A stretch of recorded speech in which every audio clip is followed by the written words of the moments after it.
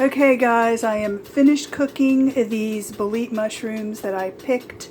In the previous video I posted shows the mushrooms, what they look like and where I found them. And here's what they look like after I slice them up. I washed them several times. The mushrooms stain blue here. As you can see, they have a red dark cap like this.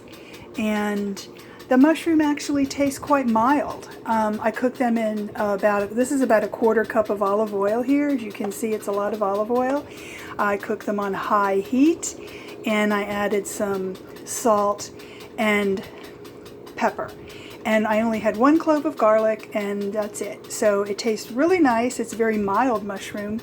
I hope this is something that is informative for you, and maybe you will go out and search for these mushrooms and cook them. See you in my next video. Bye guys!